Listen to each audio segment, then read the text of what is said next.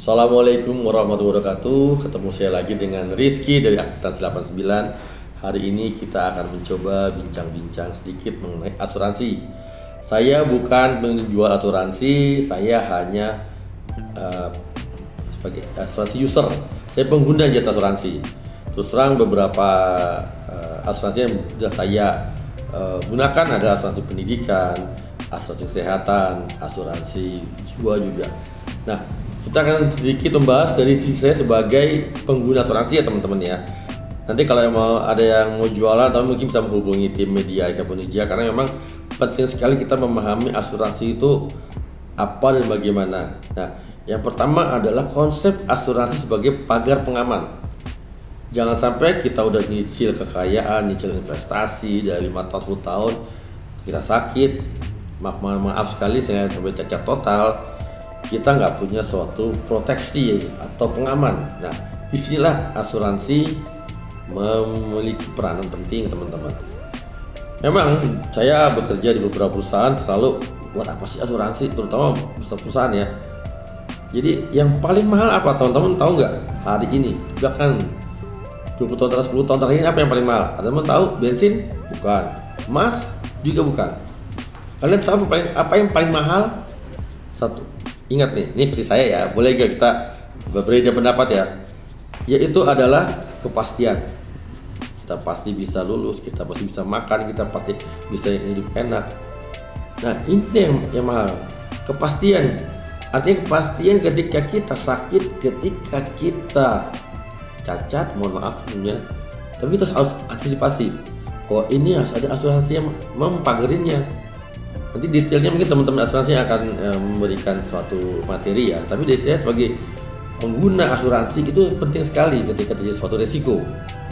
Memang pada saat tidak ada resiko itu terkesan mahal biayanya.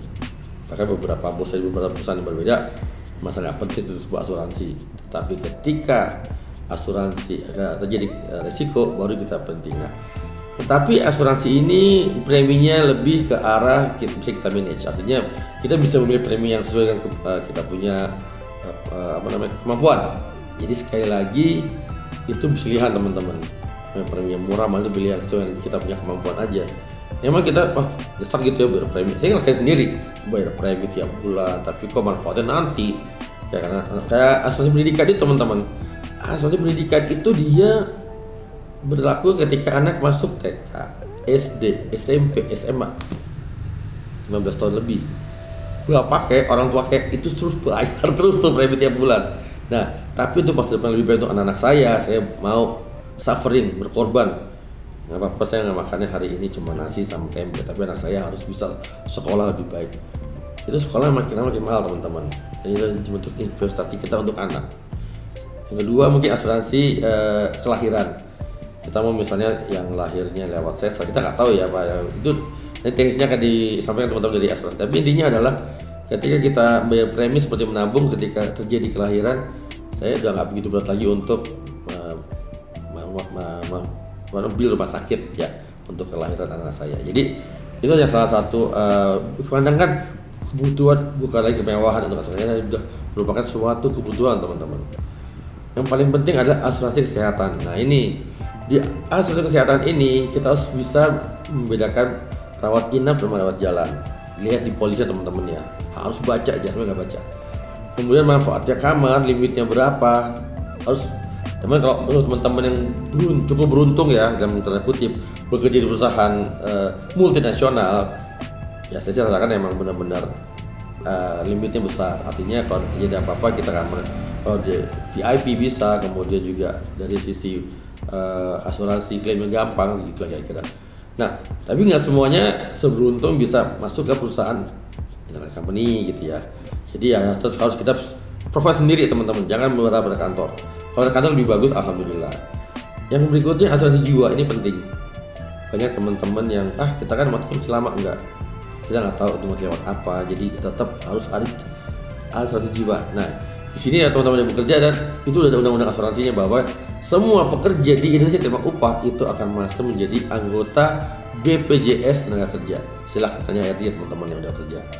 Berikutnya asuransi penyakit kritis. Mungkin sekarang baru lulus umur 25 30 nggak ngerasa ya.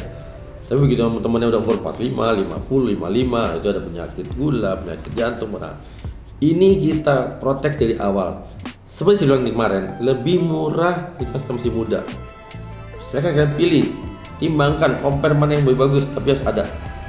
Berikutnya adalah cara memilih tips. Nah, yang paling penting adalah pertama asuransi kesehatan jiwa murni ya. Hitung aja mana yang bisa kalian. Kalau dari kantor ada, alhamdulillah.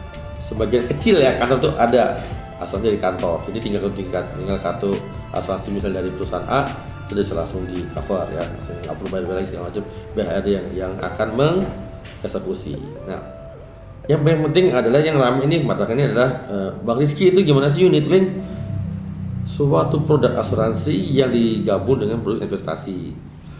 Kalau saya pribadi sebagai user, saya akan bilang kalau kita memilih asuransi tetap yang ada proteksinya aja. Jangan digabung dulu dengan investasi. Kenapa? Karena kita menyerahkan investasinya itu ke pihak ketiga atau disebut fund manager mengelola dana kita. Ini bagus.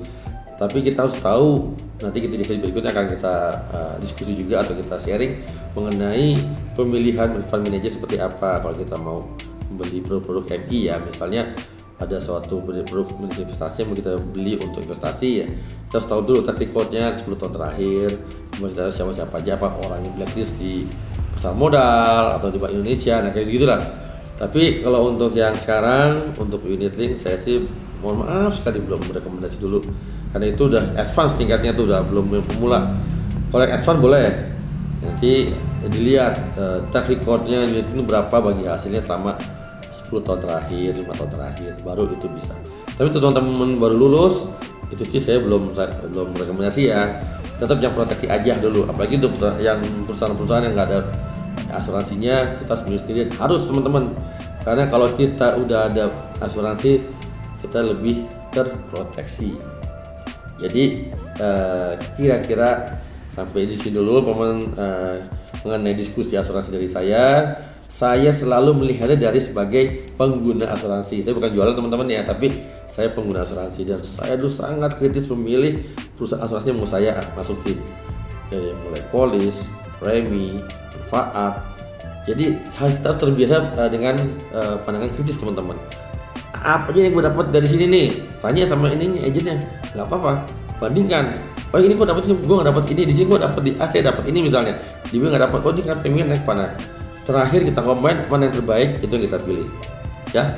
Jadi untuk asuransi sekali lagi sebagai pagar pengaman teman-teman, itu sudah menjadi sebuah kebutuhan kita sebagai pekerja, sebagai profesional ataupun sebagai entrepreneur. Dari Rizky sekian dulu. Kalau mau tanya-tanya silakan, nanti akan saya kasih email saya atau WA saya. Terakhir, assalamualaikum warahmatullahi wabarakatuh. Amin.